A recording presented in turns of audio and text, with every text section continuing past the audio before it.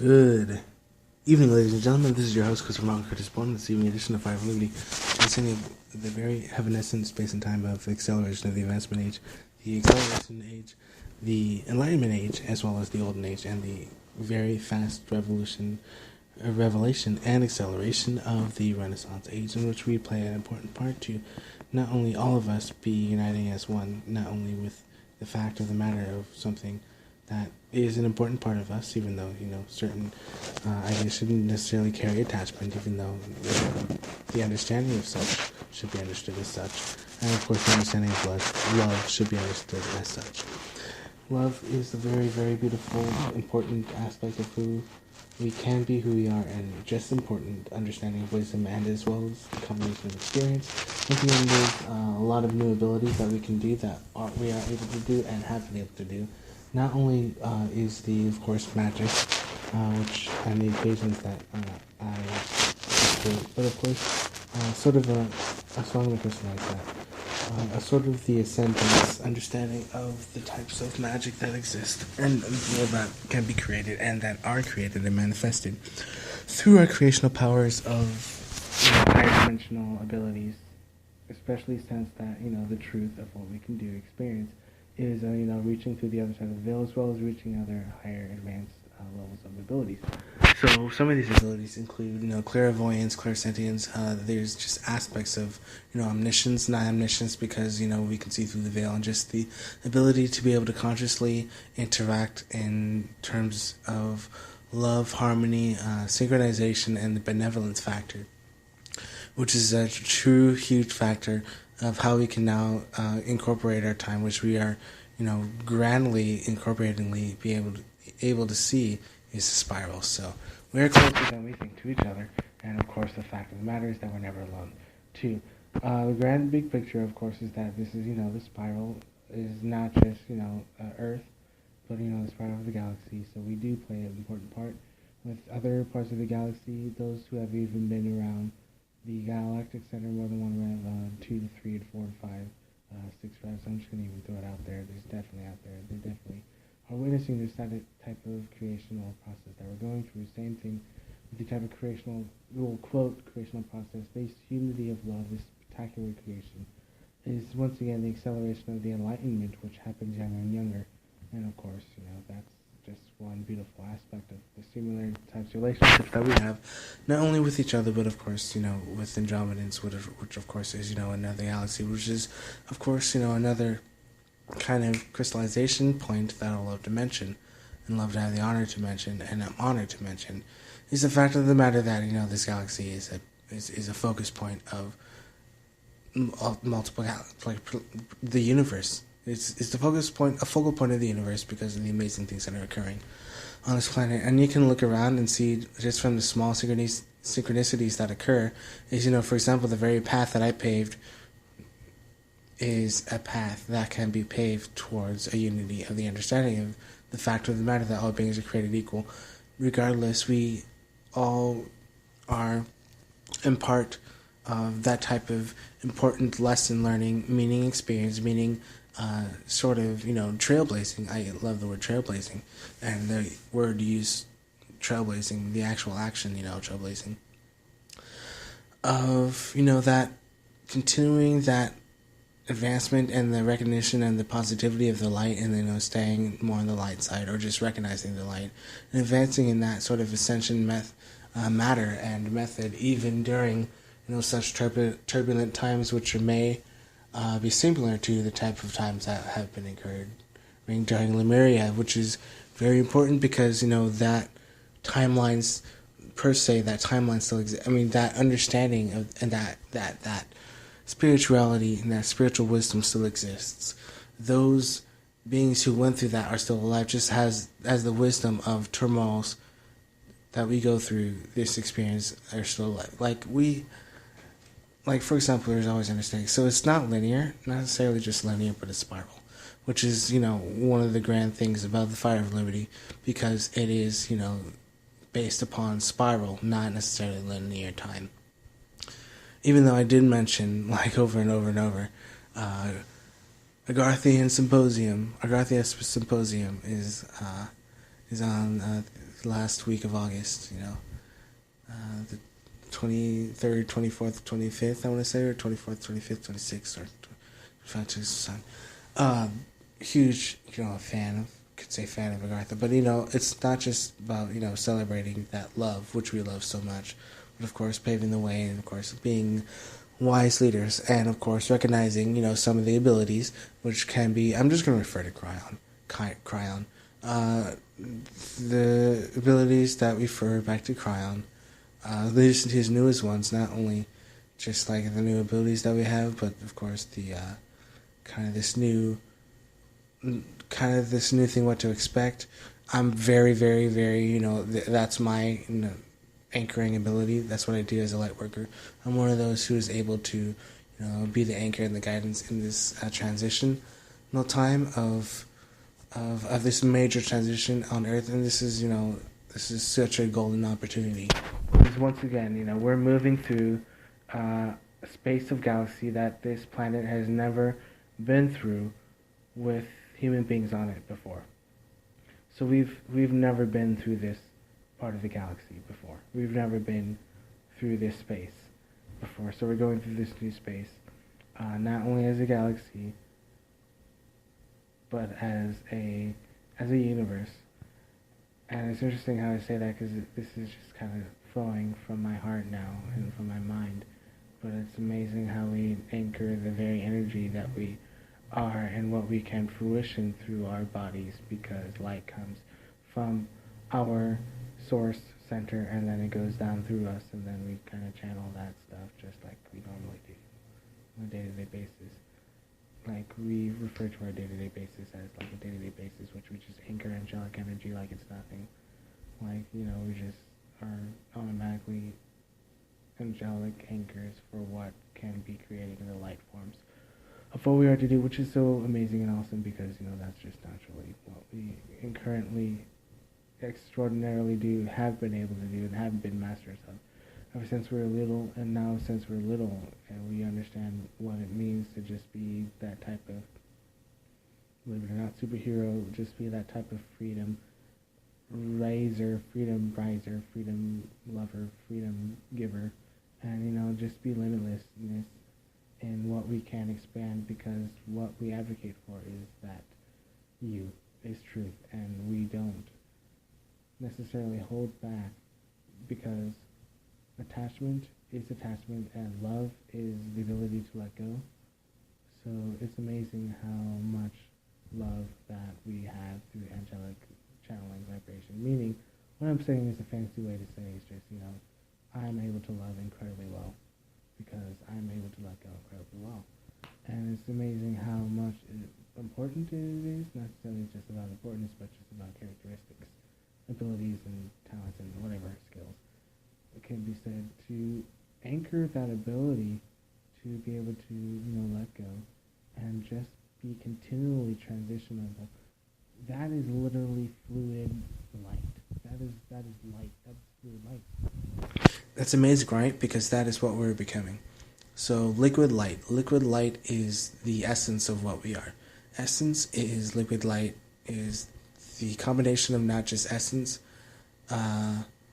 times our DNA expectation, our 12-strand DNA. It equals, that product, for example, and which is still growing and then some. I know that, of course, this DNA structure, strandability creation that we are developing, we have already developed into. For example, that type of, I really love this perspective or understanding or just comprehension of the spiral sort of time frame, is that we, just as the Pleiadians seeded the seven sisters, or seven daughters, so the saying goes, or seven sisters, seven daughters, so the saying goes, anchored, or, seeded on planet Earth ages ago. Same thing is happening now with what we, or what I, or what, we have the opportunity to do with what the universe has created in abundance is another new planet, for example, planet's area that is seeding new thoughts, or excuse me, seeding, that we have, the opportunity to seed. And, that's the thing. The Pleiadians didn't just come seed this new creation and then leave. Same thing that we don't just see this new creation upon that new planet and then just leave. It's where we're seeding creation. So it's really a really spectacular golden opportunity. It's really amazing that we are able to do this, or that I'm able to do this, that we are able to do this, and that that's what the amazing, spectacular golden responsibility in this golden age is, and that's a really golden opportunity. And the thing is, once again, I just throwing this in there, there's some of these things are, it's an era of less judgment and just absolute different changes. So some of these changes are just completely new, and what it means is, some of these, and so let's just go straight to the point.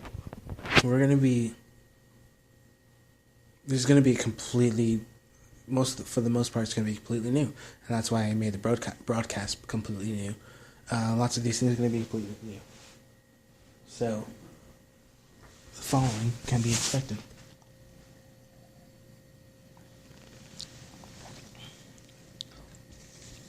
There is definitely the change of health. Let me phrase that. There's definitely a change in the way that we view health, that we entice health, and that we imbue healing.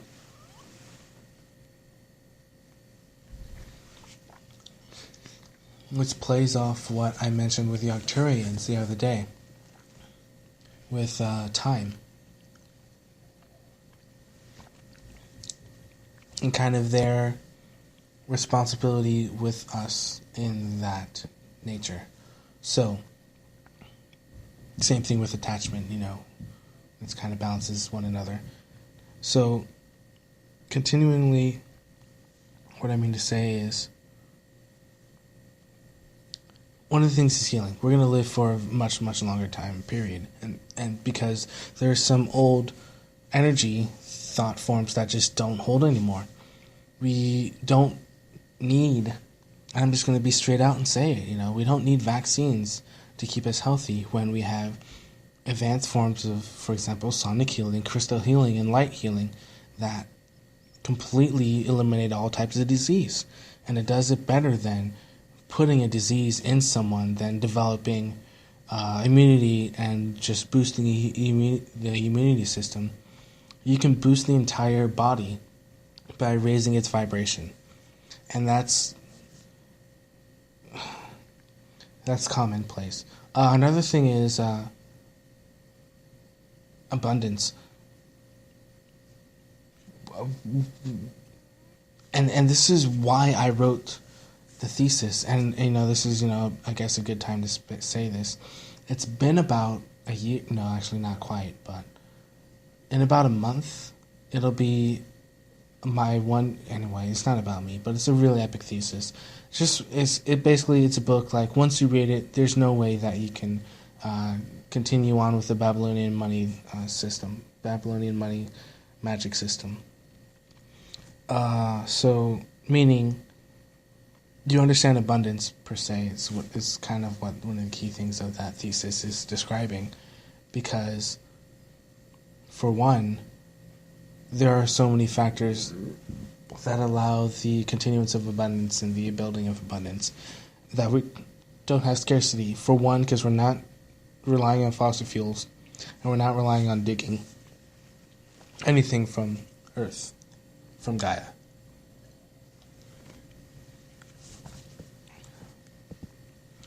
We don't need fossil fuels. We don't need natural gas. We don't need oil. There's way better forms of transportation, transportation too, but forms of energy. Transportation, that's another thing. It's interesting because now we have trans-dimensional transportation. Keeping in mind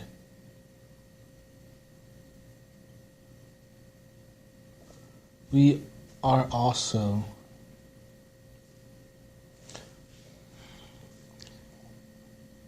transdimensional, multidimensional, and so that's amazing. We're also entering an area, once again, a space where we're able to have more abilities. So that means, we're going to have more bio enhancements. So, biology is going to change, and so that's another miraculous thing. And unity. Once we unify, like our entire planet unifies, like just every single human being unifies on this planet, just like just is like unable to, like just basically unifies. Mind, body, and spirit, just soul. Meaning, like we just don't really understand our differences. Meaning, like we recognize simply, all beings are created equal. Like once we recognize that, then in a matter of moments, Agartha, our Lemurian ancestors are going to come out and present all sorts of brand new technologies, which are and all sorts of new gifts and treasures that are coming out for us, even like in just a matter of moments, because they've always been there. Because that's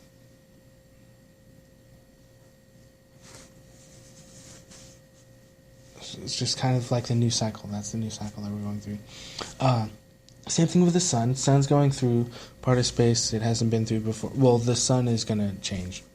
It's going to change. So what I say, and pretty much with my wisdom understand, is that it's going to change from yellow to white, which it has, and from white to blue. So it's going to be a blue magnetic sun.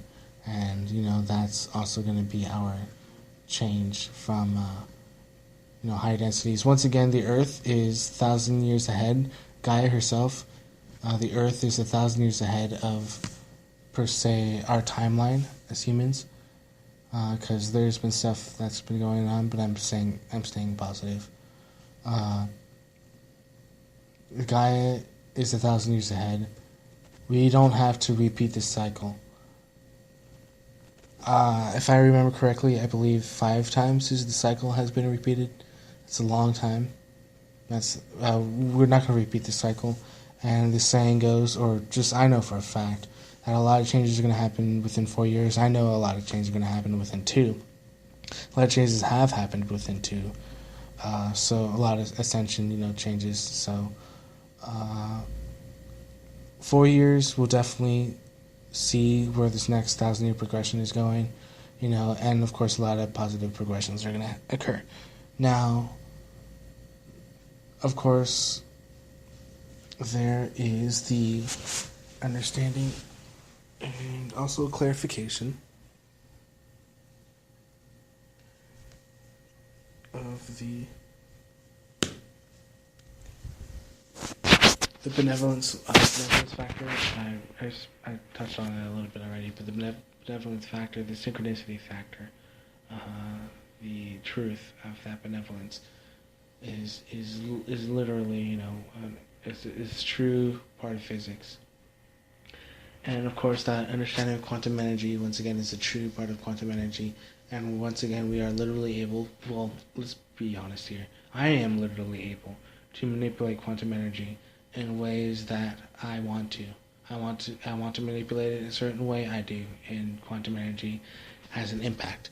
I want to manipulate quantum energy in such a form or fashion, and then such it is. I want to move energy or quantum energy. I want to create or manifest quantum energy, and ultimately it happens. So I would say it's a very amazing thing, because quantum energy manipulation, manifestation, is not just wishing and thinking in linear time. It's recognizing those sorts of spiral, bear with me, cycles that occur in that quantum energy that you can therefore ascend yourselves in. So once again, we have interactions with 8th, ninth, 10th, 11th, 12th dimensional beings. Dolphins are 12th dimensional beings that have,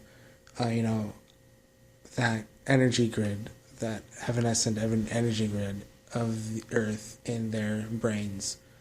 So that gives us an idea of, well, the word idea, but that gives us an idea of who we are. It gives us an idea of how we can energetically anchor higher vibrations, higher frequencies on this Earth, and then how she can, of course, Gaia can ascend into higher dimensions.